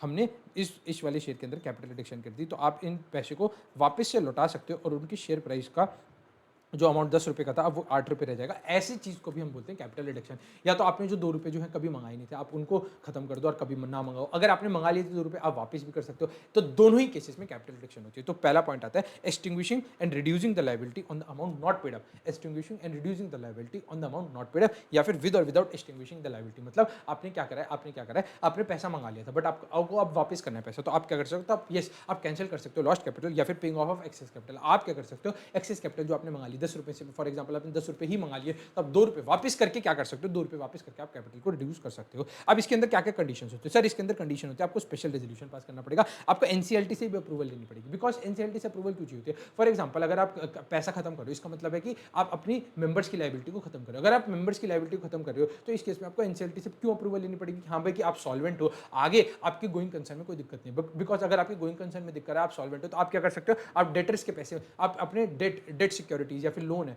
आप उनके पैसे मार सकते हो। तो ऐसे केस में आपको एनसीएलटी से पहले अप्रूवल लेनी पड़ेगी, तभी आप क्या कर सकते हो, कैपिटल रिड्यूस कर सकते हो। हमने ऊपर देखा था डिमिनिशन ऑफ शेयर कैपिटल, उसके अंदर आपको एनसीएलटी की जरूरत नहीं पड़ेगी, बिकॉज ऐसी कोई कैपिटल है जो कि आज तक हमने कभी मंगाई भी नहीं थी, कभी हमने यूज छेड़ा भी नहीं था, ऐसी कैपिटल को खत्म करने के अंदर आपको एनसीएलटी की अप्रूवल नहीं लगेगी। बट अगर कोई ऐसी कैपिटल जिसके अंदर आपने ऑलरेडी मंगा ली थी या फिर जिसके अंदर आपको मंगा सकते थे बट आपने उस चीज को मंगाना अपना अधिकार को खत्म करा है, ऐसे के केस में क्या होता है, आपने क्या करा है, अपनी लायबिलिटी को एक्सटिंग्विश करा है, रिड्यूस करा है on the amount not paid, जो कि कंपनी ने आज तक मंगाया नहीं था, जो कि कंपनी ने मंगा लिया था उसके बाद जो कि कंपनी ने पेइंग कर दी, पेइंग ऑफ एक्सेस कैपिटल।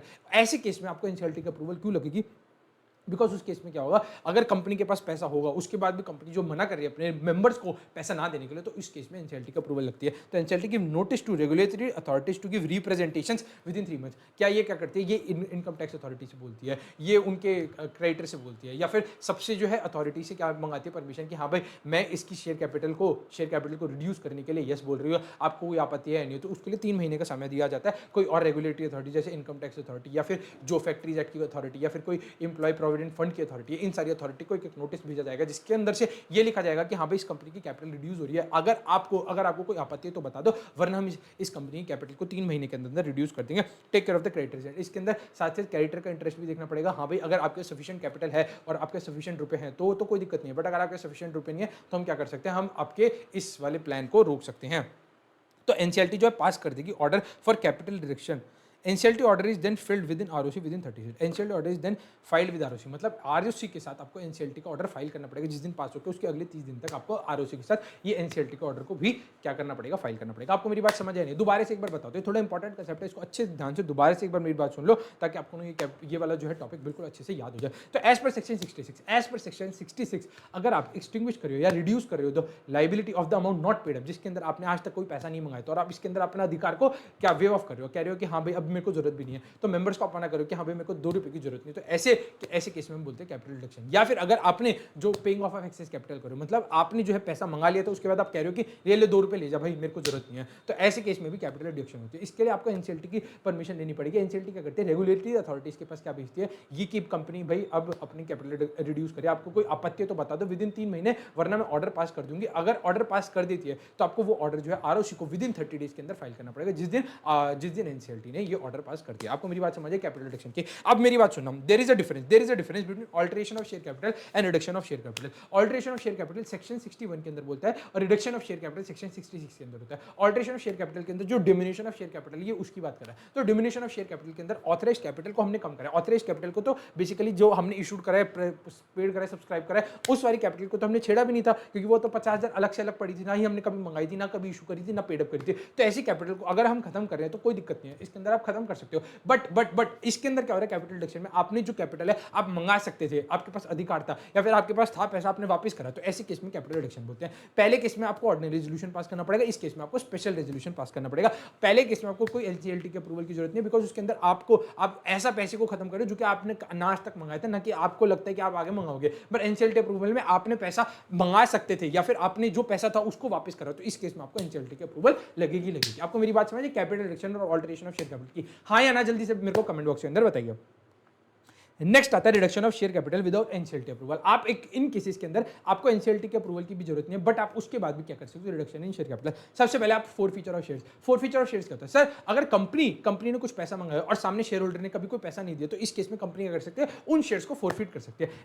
ऐसे केस में क्या होता है, वो कैपिटल रिड्यूस तो होती है, बट इस केस में आपको एनसीएलटी के अप्रूवल की जरूरत नहीं, बिकॉज इस केस में क्या हुआ, शेयर होल्डर ने डिफॉल्ट करा in paying the money to the company. तो इस केस में क्या है, कंपनी जो है उसके कैपिटल को रिड्यूस कर सकते हैं without NCLT approval. So forfeiture of shares mean taking back shares if the calls are not paid by किससे इसने शेयर होल्डर ने कोई भी पेमेंट नहीं करी, तो ऐसे केस में क्या कर सकते हो, ऐसे केस में आप फोरफीट कर सकते हो। तो forfeiture of shares means taking back, forfeiture of shares means taking back of shares if calls are not paid. Calls अगर पे नहीं करी कंपनी, तो इस केस में क्या कर सकते हो आप वापस से वो शेयर्स को अपने पास। Explicit power of forfeiture needs to be constituted in the articles, मतलब आर्टिकल्स के अंदर एक्सप्लिसिटली पावर हो कंपनी के पास उन शेयर्स को क्या करना, फोरफीट करने के। अगर ऐसा कोई पावर ऑथराइज्ड इन आर्टिकल्स नहीं है, तो आपको आर्टिकल्स को अमेंड करके उसके अंदर पावर डालनी पड़ेगी, उसके बाद आप फोरफीट कर सकते हो, उससे पहले अन्यथा आप फोरफीट नहीं कर सकते हो। और आर्टिकल्स ऑफ एसोसिएशन के साथ तो ये अप्रूव होना चाहिए, साथ ही साथ बोर्ड का रेजोल्यूशन भी पास होगा किन किन शेयर्स को आप फोरफीट करो।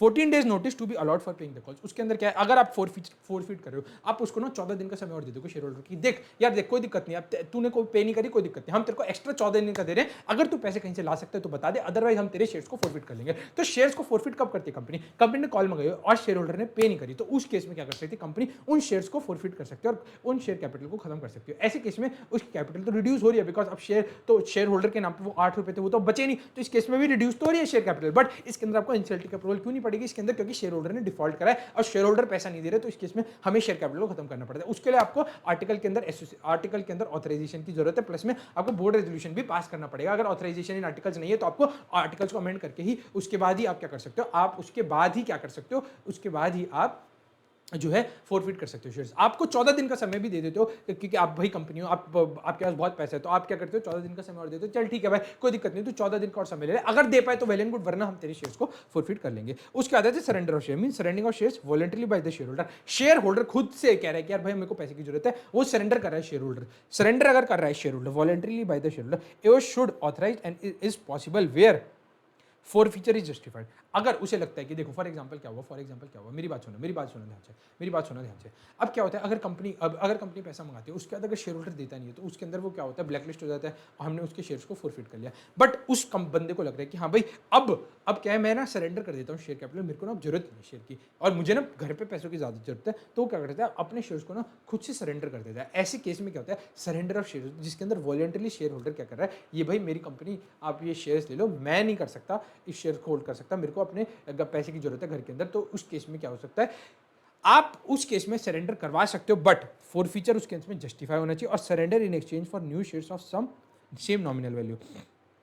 मतलब आपने सरेंडर करे शेयर्स, तो कंपनी को साथ ही साथ कुछ नए शेयर्स इशू करने पड़ेंगे किसी नए शेयर होल्डर को, ताकि उनके जो शेयर कैपिटल में कोई इंपैक्ट नहीं, बट पहले रिड्यूस हो के नई इंक्रीज हो, तो उस केस में भी आपको एनसीएलटी के अप्रूवल की नीड नहीं पड़ेगी। तो इस केस में क्या होता है, अगर कोई शेयर होल्डर ने अपने शेयर्स को सरेंडर कराया, अगर कोई शेयर होल्डर ने वॉलंटरी अपने शेयर को सरेंडर कराया, तो इसके अंदर दो प्राइमरी कंडीशन है, एक तो फॉरफीचर होना चाहिए जस्टिफाइड, और साथ ही साथ आपको in exchange of that surrender share आपको एक नए शेयर कैपिटल को जो है उसी सेम नॉमिनल वैल्यू का जो है इशू करना पड़ेगा। तो ऐसे केस में इसको बोलते हैं हम surrender of shares.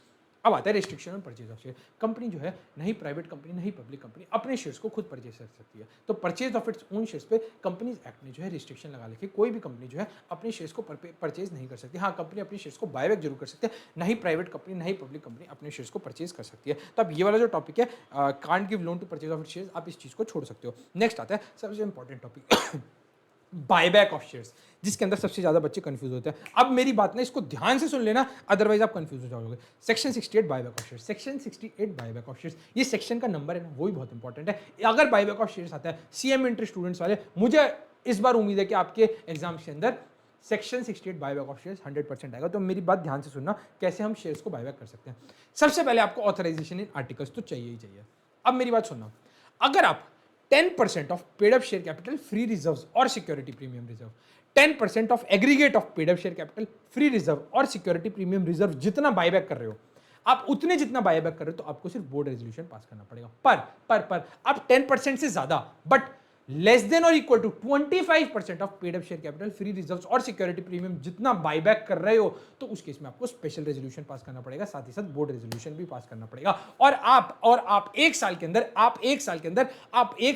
25% of paid up share capital से ज्यादा 25% of paid up share capital से ज्यादा बायबैक नहीं कर सकते। तो मेरी बात आप ध्यान से सुनना, तीन कैटेगरी है। तो 10% या उससे कम अगर आपको paid up share capital free reserve और सिक्योरिटी प्रीमियम का बायबैक करना है, ये सब कर सकते हो, बट आपको उसके लिए बोर्ड रेजोल्यूशन पास करना पड़ेगा। पर आप अगर 10% से ज्यादा का बायबैक कर रहे हो, बट अप टू 25%, बट 25% तक का अगर आप बायबैक करो किसका, paid up share capital free reserve और सिक्योरिटी प्रीमियम रिजर्व का, यस आप बिल्कुल कर सकते हो उसका बायबैक। उसकी कंडीशन है आपको एक बोर्ड रेजोल्यूशन के साथ साथ एक स्पेशल रेजोल्यूशन भी पास करना पड़ेगा, और आप एक साल के अंदर सिर्फ 25% of paid up share capital का ही बायबैक कर सकते हो। मतलब 25% ऑफ शेयर्स का ही बायबैक कर सकते हो, 25% ऑफ शेयर्स का ही बायबैक कर सकते हो। बट आप 25% और ग्रेटर देन 10% और up to 25% of paid up share capital free reserve और सिक्योरिटी प्रीमियम रिजर्व के अमाउंट जितना बायबैक कर सकते हो, उसके लिए आपको स्पेशल रेजोल्यूशन पास करना पड़ेगा। But 25% of paid up share capital, मतलब 25% ऑफ शेयर्स जितना ही, मतलब उतने ही शेयर्स जो है आप बायबैक कर सकते हो। अब मेरी बात ध्यान से सुनो, इसको ना हम एग्जांपल्स के साथ समझेंगे तो ही आपको ये चीज क्लियर होगी। अब मेरी बात सुनना, buyback up to 10% of paid up share capital and free reserve. अब मेरी बात सुनो, यहाँ पे एग्जाम्पल 1 क्या कह रहा है, पेड अप शेयर कैपिटल हमारी 100 करोड़, फ्री रिजर्व है हमारे 200 करोड़, तो टोटल हमारा 300 करोड़ हो गया। अब मैक्सिमम बायबैक जिसके अंदर सिर्फ बोर्ड रेजोल्यूशन से काम चलेगा, वो 30 करोड़ हो जाएगा, ठीक है। मार्केट प्राइस है शेयर्स का 500। अब बायबैक का प्राइस ना हमेशा थोड़ा सा आगे होगा, क्योंकि अगर कंपनी बायबैक का प्राइस मार्केट प्राइस से कम रखेगी तो शेयर होल्डर मार्केट के अंदर ही शेयर्स को सोल्ड कर देगा, तो वो कंपनी को शेयर को सोल्ड नहीं करेगा। तो इसलिए कंपनी को बायबैक का जो अमाउंट है हल्का सा बढ़ाना पड़ता है। तो कंपनी ने 500 की जगह रखा उसको 550। तो इस केस में क्या हुआ, शेयर्स कितने बॉट बैक होंगे, 30 करोड़ डिवाइडेड 550, तो कितने हुए 5,45,000 शेयर्स, 5,45,000 शेयर, 5.45 लाख शेयर्स। तो ये कितना हुआ 5.45 लाख शेयर्स। और पेड अप कैपिटल क्या थी, पेड अप कैपिटल इसको आपने 100 रुपीज़ का कोई शेयर्स था। देखो मेरी बात सुनो, अगर ये मान के चलो जो पेड अप शेयर कैपिटल है 100 करोड़ की है और एक शेयर 100 रुपीज़ का है, इसके अंदर हमने एज्यूम्पशन ली थी एक शेयर 100 रुपीज़ का है, तो इसके अंदर टोटल कितनी हो गई, तो इसके अंदर हो गया 1 करोड़ शेयर्स। अब 1 करोड़ के हमें जो शेयर्स को बॉट बैक करना पड़ रहा है वो हो रहे हैं सिर्फ 5,45,000 शेयर्स। उसकी पेड अप कैपिटल हो गई 5.45 करोड़, क्योंकि इसको 100 से मल्टीप्लाई करना पड़ेगा तो आपकी पेड अप कैपिटल आएगी। तो आपकी पेड अप कैपिटल 25% से कम है, क्योंकि 25% कितनी होगी, 25% होगी सर 25 करोड़। तो 25 करोड़ से कम है, यस ये बायबैक है वैलिड, जिसके अंदर आप बोर्ड रेजोल्यूशन से भी काम चला सकते हो। अब मेरी बात सुनो, आपको एग्जांपल 1 समझ आया नहीं, मैं दोबारा से बताता हूँ। एग्जांपल 1 में क्या हुआ, आपकी paid up share capital 100 crore, 100 crore के अंदर आपके 100 शेयर्स, 1 करोड़ शेयर्स 100 रुपीज़ के हैं, तो 100 करोड़ की आपकी पेड अप कैपिटल हो गई। फ्री रिजर्व आपके पास 200 करोड़ के पड़े हैं, टोटल हो गए 300 करोड़, उसका 10% 30 करोड़ जितना आप बायबैक कर सकते हो बाय पासिंग बोर्ड रेजोल्यूशन, और उसका अगर मार्केट में प्राइस है 500 रुपीज़, तो आपने बायबैक करा 550 रुपीज़ पे, आपने उसको डिवाइड करा तो आप क्या है 5,45,000 शेयर्स, और उसका अगर आप देखोगे पेड अप शेयर कैपिटल का वो कितना बन रहा है, तो वो बन रहा है 5.45%, 5.45%, 5 करोड़ 45 लाख जितना अमाउंट 100 करोड़ में से आपने बायबैक करा है, ये बिल्कुल वैलिड बायबैक है, क्योंकि वो 25% की रेंज के अंदर आ रहा है। नेक्स्ट चीज सुनना मेरी बात, नेक्स्ट चीज सुनना, आपको बायबैक करना है 10% से ज्यादा, हम मान के चलते हैं आप मैक्सिमम बायबैक कर रहे हो, तो आप कर रहे हो 25% of paid up capital free reserve, जिसके अंदर आपको शेयर होल्डर का अप्रूवल तो लगेगा ही लगेगा। तो अब मेरी बात ध्यान से सुना, यहाँ पे क्या हुआ, यहाँ पे हमने एग्जांपल को मोल्ड करा और हमने लिया पेड अप कैपिटल है हमारी 200 करोड़ रुपए की, पेड अप कैपिटल है हमारी 200 करोड़ की, मतलब कोई शेयर है वो 200 रुपये का है और 2 करोड़ शेयर है, ठीक है। मेरी बात ध्यान से सुनो मेरी बात। अब क्या हुआ, फ्री रिजर्व है 600 करोड़ के, टोटल हो गया 800 करोड़, 800 करोड़ का 25% हुआ 200 करोड़, आप 200 करोड़ को बायबैक करोगे, मार्केट प्राइस है 400 रुपये, बायबैक प्राइस है 450 रुपये, ठीक है। शेयर्स टू बॉट बैक हो जाएगा 200 करोड़, क्योंकि आप 200 करोड़ के आप बायबैक कर सकते हो, बट आप किस प्राइस पे करोगे, आप करोगे जो कि बायबैक प्राइस है 450 रुपये पे, तो 44.44 लाख शेयर्स हो गए, 44.44 लाख शेयर्स इंटू अगर आप करोगे कितना करोगे 44.44 लाख शेयर्स इंटू 200, आप ये लगा लो कितना आएगा, इंटू 200 आप ये लगा लो कितना आएगा, तो अगर मैं इसको कैलकुलेट करूँ तो आएगा ही अराउंड 88%, 88% कितना आएगा, एक बार लगाओ इसका हिसाब, तो आपने जो है और 200 डिवाइड ये आ गए 30 शेयर्स, और एक शेयर हमारा कितने का है, हाँ एक शेयर हमारा है आज भी 100 रुपये का ही, हाँ सॉरी 100 रुपये का शेयर है, 100 रुपये का शेयर है, और यहाँ पे तो हमारे 2 करोड़ शेयर्स हो गए 100 रुपये, ठीक है।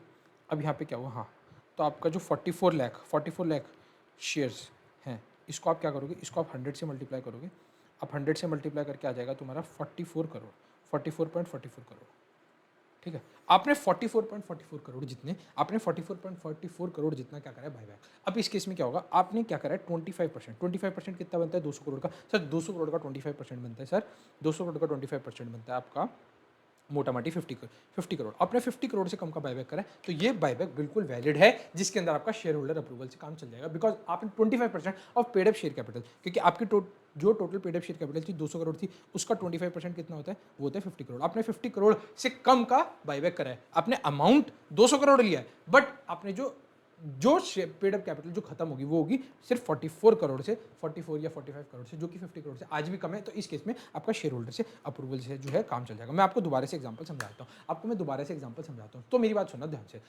से, सुनो, ये 25% of paid up share capital, ये 25% of paid up share capital है, जिसका आपने 25% of paid up share capital plus free reserve, 25% of paid up share capital plus free reserves का क्या करा है आपने, आपको बायबैक करना है, तो 25% का कितना होता है, 800 करोड़ का 25% होता है 200 करोड़, मार्केट में 400 का प्राइस है, बायबैक प्राइस है 450 रुपये, तो टोटल नंबर ऑफ शेयर जो कि आप बायबैक करोगे वो आएंगे 44,44,000, इसको आप 100 से मल्टीप्लाई करोगे तो टोटल नंबर ऑफ शेयर्स की जो पेड अप कैपिटल है वो आ जाएगी आपकी 44 करोड़ 44 लाख रुपीज, जो कि 50 करोड़ से कम है। हाँ आपका बिल्कुल वैलिड बायबैक है, बिकॉज वो 25% of paid up share capital से आज भी कम है, तो ऐसे केस में आप वैलिड बायबैक कर रहे हो। आपको मेरी बात समझ आई नहीं समझ आई, तो अगर बोर्ड रेजोल्यूशन जो कि 10% या उससे कम का अगर आप बायबैक करते हो तो बोर्ड रेजोल्यूशन से काम चल जाएगा, बट आप 10% से ज़्यादा बट अप टू 25% करते हो तो आप शेयर स्पेशल रेजोल्यूशन को आपको पास करना पड़ेगा, और मैक्सिमम बायबैक इन ईयर आप कितना कर सकते हो 25% of paid up share capital जितना, अदरवाइज आप उतना बायबैक, उससे ज़्यादा कोई भी साल में बायबैक नहीं कर सकते हो, उससे ज़्यादा आप बायबैक कर ही नहीं सकते हो। तो ऐसा बायबैक तो आप चाहे स्पेशल रेजोल्यूशन पास कर लो चाहे बोर्ड रेजोल्यूशन, आप 25% of paid up share capital से ज़्यादा का तो आप बायबैक कर ही नहीं सकते। आपको मेरी बात समझ आई नहीं? जी हाँ दोस्तों, हम कहाँ पे थे सर, हमने एग्जाम्पल को डिस्कस करा था, बायबैक ऑफ शेयर्स के एग्जाम्पल को हमने डिस्कस करा था, उसके बाद ना हमें कुछ कंडीशंस को है फुलफिल करना पड़ता है फॉर बायबैक। तो सर हमने देखा था कि अगर 10% तक का paid up share capital free reserves और सिक्योरिटी प्रीमियम रिजर्व जितना अगर आप बायबैक करें तो आपका बोर्ड रेजोल्यूशन पास करके भी काम चल जाएगा, बट आपको फर्स्ट एंड द फॉरमोस्ट देखना पड़ेगा कि ऑथराइजेशन इन आर्टिकल्स है या नहीं है। उसके बाद अगर आपका 10% से ज़्यादा का बायबैक है but up to 25% of paid up share capital free reserve या फिर सिक्योरिटी रिजर्व जितना बायबैक है, तो आप कर सकते हो बाय पासिंग स्पेशल रेजोल्यूशन, और आप एक साल के अंदर 25% of paid up share capital जितना ही बायबैक कर सकते हो। हमने एग्जांपल 1 और 2 के साथ देखा था। अच्छा, इसके अंदर ना थोड़ी कंडीशंस आती है जो कि आपको फुलफिल करनी पड़ेगी after the process of buyback. क्या होता है? सबसे पहले तो पोस्ट बायबैक का जो रेशियो है वो आपका डेट टू इक्विटी का रेशियो होना चाहिए मैक्सिमम 2:1 का, इससे कम नहीं हो सकता है। आप इससे कम हो सकता है बट इससे ज़्यादा नहीं हो सकता। तो मैक्सिमम आपका 2:1 तक का ही रेशियो होना चाहिए, मतलब डेट आप 2 से ज़्यादा नहीं कर सकते in relation to that equity. उसके बाद बायबैक कैन बी डन कहाँ से होगा? बायबैक आप एग्जिस्टिंग शेयर होल्डर से भी कर सकते हो, आप ओपन मार्केट से भी करा सकते हो एग्जिस्टिंग बायबैक, और आप एम्प्लॉय से भी बायबैक करा सकते हो। उसके साथ साथ आपको एक स्टेटमेंट ऑफ सॉल्वेंसी फाइल करनी पड़ेगी अगर आप बायबैक कर रहे हो कि हाँ भाई आप एक्चुअल में इंसॉल्वेंट हो, आप इंसॉल्वेंट तो नहीं हो गया, आगे आपकी गोइंग कंसर्न में तो कोई दिक्कत नहीं है, तो आपको ये चीज सारी चीजें बायबैक के अंदर बतानी पड़ेगी। No further issue of similar kind of security within 6 months. अरे अगर आपने बायबैक करा है, मतलब अरे अगर आपने बायबैक करा है, क्या मतलब है इसका? इसका मतलब ये है कि आप अगले 6 महीने तक उसी सेम शेयर्स को बायबैक नहीं करोगे, तो फिर आपका सेंस क्या हुआ बायबैक करने का? आपने बायबैक आपने तो एक तरह से फ्लक्चुएट करने के लिए कर दिया प्राइस, तो आप उस सिक्योरिटी को अगले 6 महीने तक दोबारा से इशू नहीं कर सकते अगर आपने किसी सिक्योरिटी को करा है बायबैक। अगर आप बायबैक करते हो except bonus issue to meet, आप कर सकते हो अगर आप बोनस इशू से बायबैक, या फिर अगर आपको कोई स्टैट्यूटरी ऑब्लिगेशंस की वजह से शेयर्स को इशू करना है, या फिर अगर आपको बोनस शेयर्स इशू करने हैं, तो आप क्या है दोबारा से विद इन 6 मंथ्स कर सकते हो इशू, एक्सेप्ट अगर आप कोई और नई सिक्योरिटी इशू नहीं कर सकते अगले 6 महीने तक, बट आप बोनस शेयर्स या फिर टू मीट स्टैट्यूटरी ऑब्लिगेशंस जो है शेयर्स को इशू कर सकते हो। अब जो आप बायबैक करोगे शेयर्स, वो हमेशा फुली पेड अप होनी चाहिए। आप कोई पार्टली पेड अप शेयर्स को बायबैक कभी भी नहीं कर सकते, और गैप ऑफ एटलीस्ट 1 ईयर होना चाहिए बिटवीन 2 बायबैक, मतलब 1 साल के अंदर आप एक ही बायबैक कर सकते हो। विद इन 1 ईयर 2 बायबैक नहीं कर सकते आप, तो 1 साल का गैप जरूरी है किसी भी बायबैक के अंदर। मतलब अगर आपने बायबैक करा उसके अगले 1 साल तक आप नहीं कर सकते बायबैक, उसके अगले 1 साल जिस दिन हो जाएंगे उसके अगले दिन आप बायबैक कर सकते हो। Buyback to be completed within 1 year, मतलब जिस दिन आपने स्पेशल रेजोल्यूशन पास करा ऊपर वाले केस में जिसके अंदर 10% से ज़्यादा का बायबैक था, उसके अंदर आपको विद इन कितने, विद इन 1 ईयर जो है आपको बायबैक करना पड़ेगा। Physical destroy physical share with in 7 days, आपको फिजिकल शेयर को जब आपके पास बायबैक वाले शेयर्स आ जाएंगे, क्योंकि देखो ये एक्ट पुराना बना है, उस टाइम पे फिजिकल शेयर्स चलते थे, आज के डेट में तो सारे शेयर्स डीमैट में हो गए हैं, बट अगर फिजिकल शेयर्स हैं तो आपको वो डिस्ट्रॉय करने पड़ेंगे विद इन 7 डेज। और buyback return to be filed, अगर आपको बायबैक की आपने कर लिया सब कुछ कंप्लीट कर लिया, तो आपको बायबैक की रिटर्न जो है with in 30 days of completion जो है फाइल करनी पड़ेगी। और जो फटाफट से एक बार आपको मैं पूरा जो है बायबैक एक बार दोबारा से समराइज कर देता हूँ। सर क्या होता है बायबैक? ऑथराइजेशन बाय आर्टिकल्स के अंदर जरूरी है, उसके साथ अगर आप 10% of paid up share capital free और सिक्योरिटी प्रीमियम रिजर्व जितना हाई बायबैक करते हो आपको बोर्ड रेजोल्यूशन पास करना पड़ेगा, बट आप 10% से ज़्यादा up to 25% of paid up share capital free reserve और सिक्योरिटी प्रीमियम रिजर्व जितना बायबैक करते हो आपको शेयर होल्डर की अप्रूवल की जरूरत पड़ेगी, और आप 1 साल के अंदर 25% of paid up share capital से ज़्यादा का बायबैक नहीं कर सकते। सेकंड थिंग, आपको पोस्ट बायबैक का जो रेशियो होगा 2:1 का होगा। उसके बाद बायबैक कहाँ से कर सकते हो? आप एग्जिस्टिंग शेयर होल्डर से कर सकते हो, ओपन मार्केट में भी कर सकते हो, और एम्प्लॉय से भी बायबैक कर सकते हो। आपको साथ ही स्टेटमेंट ऑफ सॉल्वेंसी फाइल करनी पड़ेगी। आप अगले 6 महीने तक दोबारा से बायबैक नहीं कर सकते। यस, अगर आपको अगले 6 महीने के अंदर बायबैक करना है आप कर सकते हो, but to for issue of bonus shares, मतलब आप बायबैक अगले 6 महीने के अंदर आप नई सिक्योरिटी उसी सेम क्लास ऑफ सिक्योरिटीज को नहीं इशू कर सकते, नॉट बायबैक। तो आप उस अगले 6 महीने तक उसी सेम क्लास ऑफ सिक्योरिटीज को इशू नहीं कर सकते। हाँ, आप इशू कर सकते हो बोनस शेयर्स और कोई टू मीट स्टैट्यूटरी ऑब्लिगेशंस। उसके बाद करा है हमने, अगर आपको बायबैक करना है तो आप सिर्फ शेयर्स फुली पेड अप हो गए, आप उन्हीं का ही बायबैक कर सकते हो। सेकंड थिंग, आपको एटलीस्ट 1 साल का गैप रखना पड़ेगा बिटवीन 2 बायबैक, और उसके बाद था आपको स्पेशल रेजोल्यूशन जिस दिन पास हो उसके अगले 1 साल के अंदर आपको बायबैक वो करना पड़ेगा। साथ ही साथ अगर आपके पास फिजिकल शेयर्स आ रहा है आपको उसको डिस्ट्रॉय करना पड़ेगा with in 7 days. And the last thing is buyback का जो रिटर्न है आपको with in 30 days of completion of buyback जो है फुल करनी पड़ेगी, अदरवाइज आपको डिफॉल्ट हो जाएगा। आशा करता हूँ आपको ये वाली क्लास बहुत अच्छी लगी होगी एंड अच्छी लग रही होगी, मजा आ रहा है। यस सर, बिल्कुल मजा आ रहा है। अब सीआरआर की बात करते हैं। Where buyback done out of free reserves और सिक्योरिटी प्रीमियम रिजर्व, आपको बनाना क्या पड़ेगा? आपको बनाना पड़ेगा उतने ही अमाउंट का कैपिटल रिडेम्पशन रिजर्व, उतने ही आपको capital CRR capital redemption reserve बनाना पड़ेगा जितने अमाउंट का आपने बायबैक करा है। और ये जो बायबैक है, ये जो आपने रिजर्व बनाया, ये किस चीज़ के लिए इशू होगा? ये सिर्फ आप बोनस शेयर्स को इशू करने के लिए यूज़ कर सकते हो। तो सर हमने देखा था बोनस शेयर्स किस किस से इशू हो सकता है। सर बोनस शेयर्स हम free reserve, security premium reserve और capital redemption reserve, out of revaluation reserve हम नहीं करेंगे। तो सर इसके अंदर जो कैपिटल रिडेम्पशन रिजर्व वो सब कब बनता है? जब बायबैक करती है कंपनी, तो उतने ही अमाउंट, जितने का अमाउंट उसने बायबैक करा उतना ही अमाउंट उसको कैपिटल रिडेम्पशन रिजर्व से डालना पड़ता है, कैपिटल रिडेम्पशन रिजर्व के अंदर डालना पड़ता है, तभी वो कंपनी जो है बायबैक कर सकते हैं, और वो वाला अमाउंट जो है बाद में बोनस शेयर्स को इशू करने के लिए यूज हो सकता है। अच्छा, प्रोहिबिशन ऑन बायबैक, अगर कंपनी चाहे अपनी सब्सिडरी या फिर इन्वेस्टमेंट कंपनी के थ्रू जो है बायबैक नहीं कर सकती, और कंपनी ने डिफॉल्ट करा है पिछले 3 सालों के अंदर, किसके अंदर आपने डिपॉजिट, डिबेंचर्स,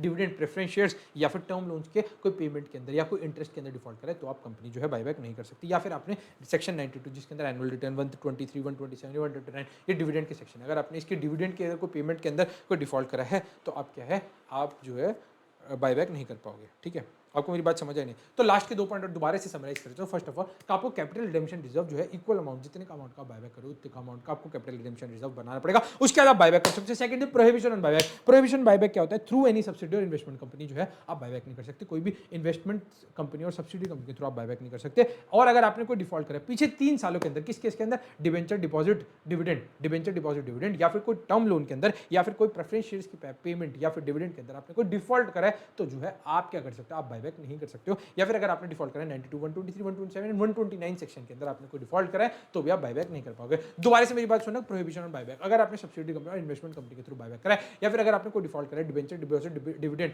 या फिर प्रेफरेंस शेयर्स या फिर टर्म लोन्स के अंदर कोई पेमेंट या फिर इंटरेस्ट के अंदर कोई डिफॉल्ट करा है, या फिर आपने डिफॉल्ट करा है 129, 92, 127 एंड 129 सेक्शन या 123 सेक्शन के अंदर, तो भी आप जो है प्रोहिबिशन ऑन बायबैक हो जाएगा, आप जब बायबैक नहीं कर पाओगे। और कैपिटल रिडेम्पशन रिजर्व में आपको जितना अमाउंट आपने बायबैक करा उतना अमाउंट आपको कैपिटल रिडेम्पशन रिजर्व में डालना पड़ेगा। और वो जो कैपिटल रिडेम्पशन रिजर्व वो कहाँ पे यूज हो सकता है सर? वो हो सकता है सिर्फ बोनस शेयर्स को इशू करने के लिए। आपको कैसी लगी रिवीजन क्लास? जल्दी से मेरे को बताइए। अगर अच्छी लगी हो तो आशा करता हूँ आपको भी आगे भी रिवीजन क्लास जो है अपनी कंपनी जाके जो मेथड अच्छी लगती है। Thank you so much, take care, love you all, bye bye.